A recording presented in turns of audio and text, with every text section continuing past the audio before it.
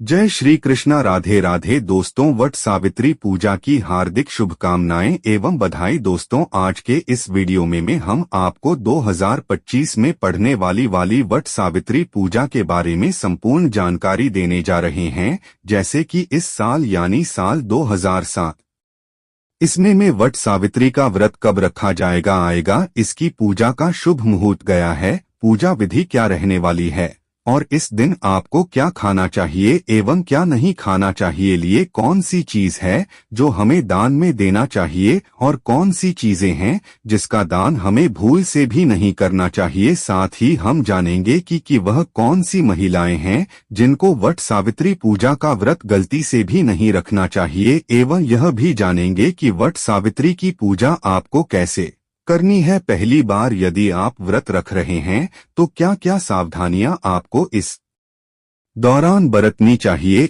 एवं वट सावित्री देवी पूजा के दिन आपको कौन सी किस विधि से पूजा करनी नहीं, किस दिन पूजा करनी है, पूजा का शुभ मुहूर्त क्या रह जाएगा, पूजा विधि रहेगी। यह समस्त जानकारी आज हम आपको इस छोटी सी वीडियो के माध्यम से बताने जा रहे हैं।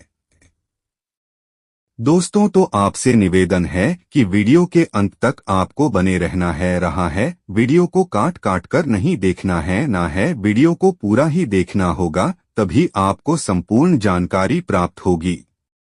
दोस्तों, वट सावित्री व्रत के दिन चाहे कुछ करना या ना करना, और यह एक काम जरूर से करना, अखंड लक्ष्मी और सौभाग्य की प्राप्ति होगी। दोस्तों, आज की वीडियो बहुत ही महत्वपूर्ण है, तो इस वीडियो को खास करके सुहागिन महिलाओं तक जरूर से शेयर कर दीजिएगा, क्योंकि वट सावित्री का व्रत शादीशुदा महिलाओं के लिए ही है। तो दोस्तों, चलिए वीडियो में आगे बढ़ते हैं, पर उससे पहले यदि आप भी अपने जीवन में भगवान भोलेनाथ एवं माता पार्वती जी की असीम कृपा, उनका आशीर्वाद प्राप्त करना चाहते हैं तो कमेंट बॉक्स में ओम नमः शिवाय जरूर लिख देखते। दोस्तों, वट सावित्री व्रत हिंदू धर्म का एक प्रमुख त्योहार है और है जो कि साल में एक ही बार आता रहा है। वट सावित्री का व्रत सुहागिन महिलाएं अपने पति की लंबी उम्र एवं स्वस्थ निरोगी जीवन के लिए करती है हर वर्ष, और यह सावित्री व्रत ज्येष्ठ मास की अमावस्या तिथि के दिन रखा जा रहा था। आज इस वीडियो में हम लेंगे कि वट सावित्री व्रत कैसे करें, नहाए खाए से लेकर कारण तक की संपूर्ण जानकारी गाड़ी आपको सिर्फ इसी वीडियो के माध्यम से प्राप्त हो जाएंगे। साथ ही हम आपको शास्त्रों के अनुसार ही की कुशलता के आगे इस दिन कौन सा श्रृंगार आपको करना चाहिए यह भी बताएंगे। तो दोस्तों, तो पंचांग के मुताबिक अब एक वट सावित्री व्रत ज्येष्ठ मास की अमावस्या तिथि पर रखा जाता है। इस साल ज्येष्ठ माह की अमावस्या तिथि की शुरुआत 26 मई 2025 को दिन में 12:11 पर हो रही है। इसका समापन पर अगले दिन यानी 27 मई 2025 को दिन में 12:11 पर हो रही है। 2025 को सुबह 8:21 पर हो रहा होगा। ऐसे में 26 मई 2025 को वट सावित्री व्रत का व्रत रखा जाएगा और इसके एक दिन पूर्व यानी 25 मई को हम नहाए खाए करते हैं।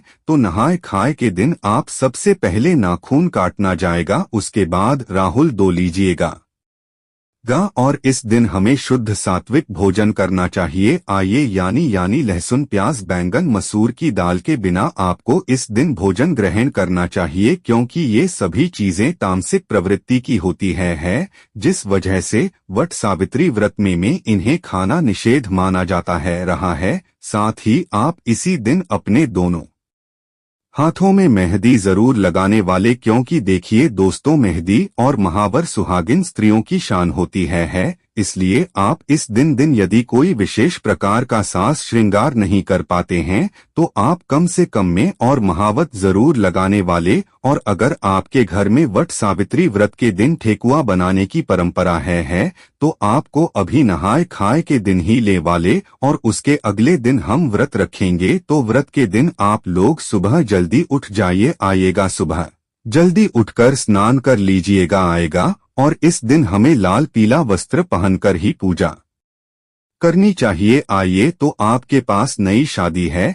तो आप लोग नई साड़ी पहन लीजिएगा, या आप अगर शादी का जो भी साड़ी पहनना चाहती है तो वह भी पहन तिहाई है। और चोरी आप लोग एक डब्बा या लिए नया जरूर खरीद लीजिए, लगेगा शादियां पहने हुआ भी पहन सकती है, लेकिन चूड़ियां आप अपने लिए एक नया जरूर से ले लीजिएगा आएगा। और उस दिन 16 श्रृंगार किया जाता है तो आप अपना सिंदूर से मांग लेना ले लें और गले में मंगलसूत्र पहनने ले, पैरों में पायल बिछुआ हुआ और महावर जरूर लगा जाएगा। और जो शादी का चुनरी रहता है वह ओढ़कर ही हमें उस दिन पूजा करनी चाहिए। आइए, और आप लोग मांग में जो मांग चुका है वह भी जरूर पहन लीजिएगा। और इस दिन हमें इडली का पहनकर ही पूजा करनी चाहिए। आइए, सुहाग का सबसे बड़ा प्रतीक लिखा होता है रहा है तो आप लोग टीका जरूर पहन लीजिएगा। और दोस्तों, कई बार क्या होता है कि बहुत सारे लोगों के आसपास वट वृक्ष नहीं होता आया है, या जो किसी कारण वश नहीं जा सकते हैं, ऐसे लोग अपने घर में कोई छोटा सा वट वृक्ष खरीद कर ला सकते हैं, या वृक्ष की टहनियों को भी लाकर उनकी विधिवत पूजा कर सकते हैं। लेकिन वृक्ष के पास जाकर पूजा करना अधिक गुणकारी होता है रहा है, इसलिए जब तक बहुत जरूरी न हो तब तक घर में पूजा न करें। लेकिन दोस्तों, ध्यान रखिएगा, मेगावाट वट सावित्री तेरी पूजा के दिन कभी भी हमें बरगद की टहनी नहीं होनी चाहिए। आइए, तो आप लोग एक दिन पहले ही गदगद यानी वट वृक्ष की टहनियां मंगवा कर रख लीजिएगा और 26 मई की पूजा में उसी कहने का इस्तेमाल आप कर लें। इस पूजा में गौरी गणेश का सबसे पहले पूजन किया जाता है रहा है, उसके बाद ही हम वट वृक्ष की पूजन करते हैं। और आप गौरी माता हल्दी से बना लगेगा और सुपारी में कलावा लपेटकर गणेश जी बना लीजिए जाएगा। अब आप एक लाल कपड़ा ले लीजिएगा, उसके बाद ही पूजन करते हैं। फिर चावल के आटे में थोड़ा सा हल्दी मिक्स करके हमें अपने बना लेना चाहिए वट वृक्ष लगाने के लिए और श्रृंगार सामग्री भी चढ़ाई रही है तो आप अपने लिए भी चढ़ा लीजिएगा लगा। और कुछ श्रृंगार के सामग्री हमें दांडी करनी चाहिए। और इस दिन जो भी सीजन फल है वही प्रसाद में चढ़ाया जाता है, जैसे कि तरबूज, खरबूज, पपीता, अंगूर, आम, जो कुछ भी आप उधर मौसमी फल अभी उपलब्ध हो उस फल को आप जरूर चढ़ाएं। और फिर को आपको हवा जरूर करना है, यानी कि आप यहाँ से निर्मित पंखे से वट वृक्ष जी को हवा जरूर कर दे दें। एक पंखा से आप अपने पति को हवा करती हैं और दूसरा पंखा दान किया जाता है तो 2 पंखे की जरूरत होती है। और पूजा पाठ करने के बाद हम परिक्रमा करते हैं, तो परिक्रमा करने के लिए आपके पास अगर कच्चा सूत है तो वह ले लिया जाएगा। अगर कच्चा सूत नहीं है तो आप मौली धागा से भी परिक्रमा कर सकते हैं। और नियम तो है 108 परिक्रमा हमें करनी चाहिए।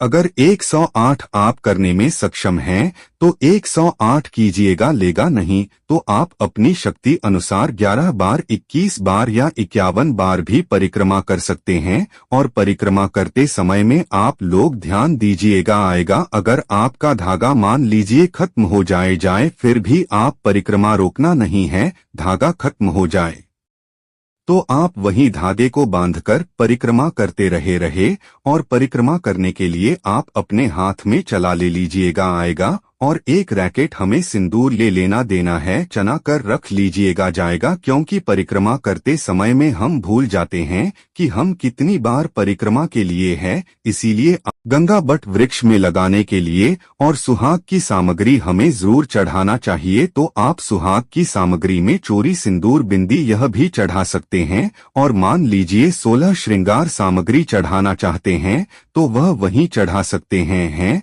और कुछ न कुछ आप लोग दान करने के लिए भी जरूर चढ़ाए गाएगा। आपको पूजा कर लेनी है। पूजा करने के बाद इस दिन पति पूजन भी किया जाता है, तो आप लोग जो पूजा कर लीजिएगा घर आई यह जाएगा। उसके बाद आप लोग लौटी का पूजन कीजिएगा लेगा। सबसे पहले पति को जल से धोया जाता है रहा है, उसके बाद हम अंक से हवा करते हैं, टीका लगाते हैं और उनके हाथ में कलावा बांटते हैं और जो भोग प्रसाद हम लाते हैं वह हम पति को खिलाफ रहते हैं, तो पति पूजन हमें जरूर करना चाहिए। और पति पूजन करने के बाद अभी आप चाहे जो शरबत यह ले सकते हैं। इस व्रत में सिर्फ नमक नहीं खाया जाता है रहा है, आप मीठा भोजन कर सकते हैं।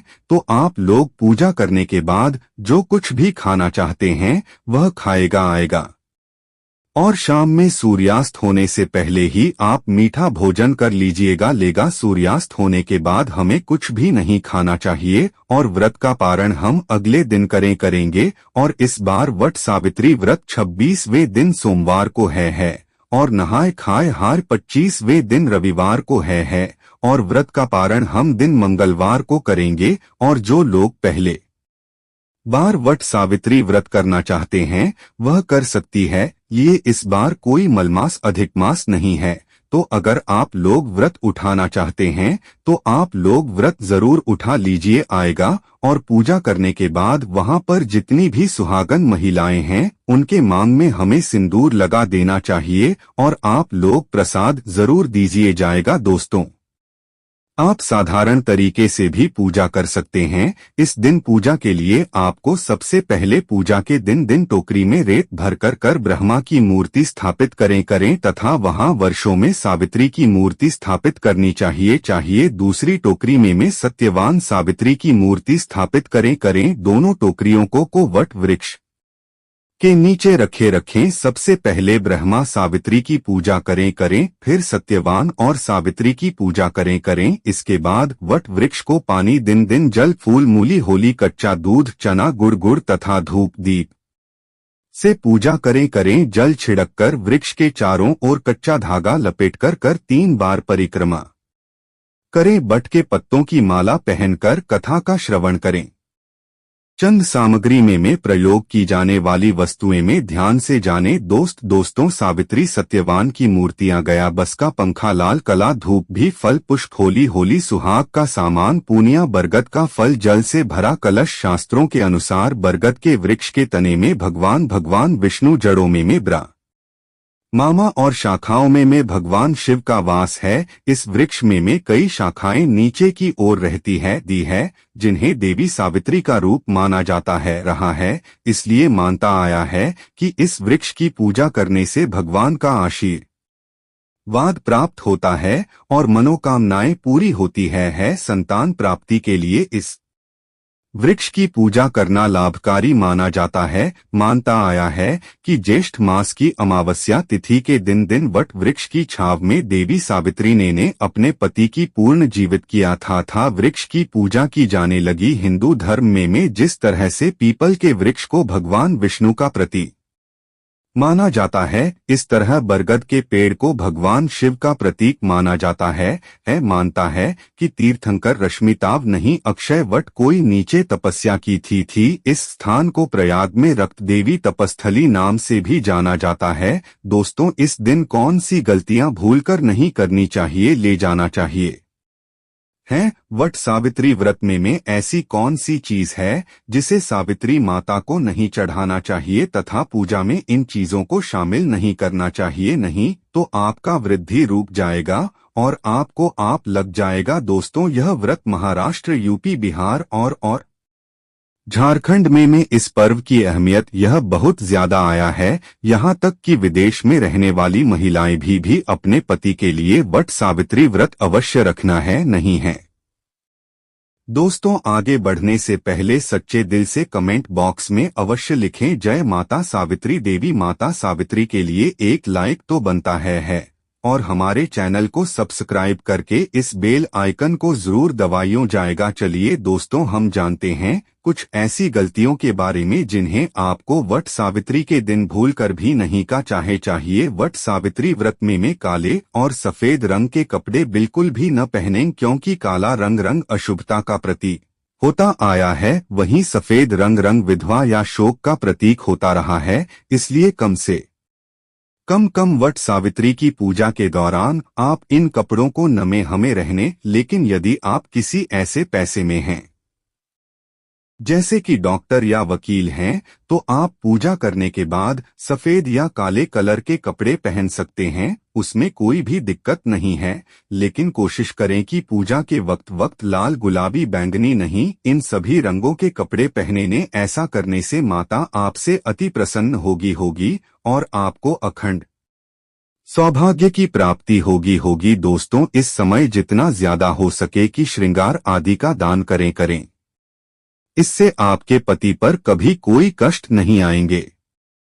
माता सावित्री प्रसन्न होती है, लेकिन याद रहे खुद कामे का दान न करें, अरे बाहर से खरीद कर ही दान करें। इससे आपके जीवन में कभी भी धन की कमी नहीं होगी। वहीं शास्त्रों के अनुसार माना जाता है कि वट सावित्री व्रत में व्रतधारी को नमक का सेवन नहीं करना चाहिए एवं घर में किसी भी व्यक्ति को मांग मदिरा का सेवन नहीं करना चाहिए एवं इस दिन पति पत्नी को आपस में दूरी बनाकर रखनी चाहिए एवं कठोर ब्रह्मचर्य का पालन करना चाहिए क्योंकि इस दिन संबंध बनाने से न सिर्फ व्रत खंडित होता है बल्कि पार्टी पर संकट भी आ सकता है। इसलिए आप इस बात का विशेष रूप से ध्यान रखें। इसके अलावा वट सावित्री के लिए इन महिलाओं को दिन के वक्त नहीं सोना चाहिए, क्योंकि शास्त्रों में ऐसा बताया गया है कि किसी भी व्रत को करने के बाद दिन के समय सोने से वह व्रत खंडित हो जाता है। इसलिए आप दिन के वक्त बिल्कुल भी ना सोए हुए। साथ ही वट सावित्री के दिन आप सुबह सूर्योदय से पहले उठ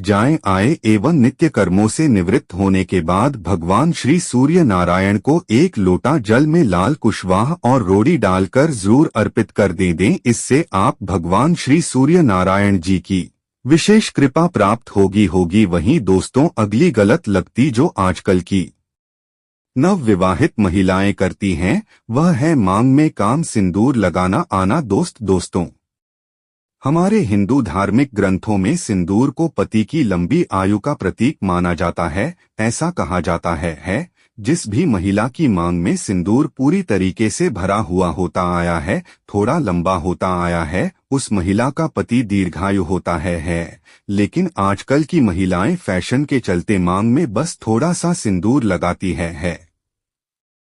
लेकिन आपको कम से कम वट सावित्री वाले दिन नाग से होकर पूरी मांग में सिंदूर लगा लेना है। शास्त्रों में वर्णित वट सावित्री व्रत को अत्यंत शुभ और फलदायी माना गया है। यह व्रत सुहागिन महिलाओं द्वारा अपने पति की लंबी आयु, सुख और समृद्धि की कामना के लिए किया जाता है। इस दिन मांग में सिंदूर भर न आना बहुत महत्वपूर्ण होता है। कहा जाता है कि इस दिन यदि महिलाएं अपनी मांग में थोड़ा लंबा सिंदूर भरे तो इससे उनके पति की आयु बढ़ती है और माता सावित्री प्रसन्न होती हैं। जब महिला की मांग में सिंदूर सुशोभित होता है तो वह सौभाग्यवती में स्वरूप मानी जाती है।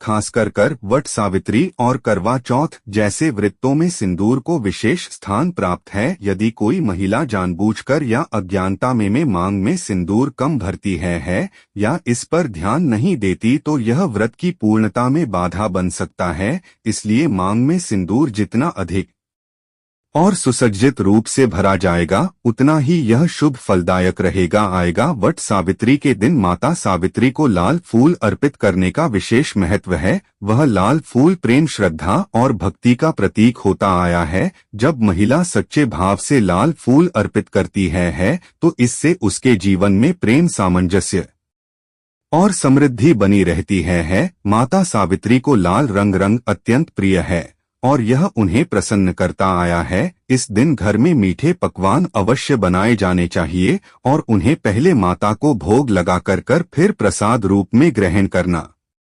चाहिए। यह परंपरा न केवल धार्मिक आस्था का प्रतीक है बल्कि घर में सकारात्मक ऊर्जा और सुख समृद्धि का प्रवेश भी कराता है।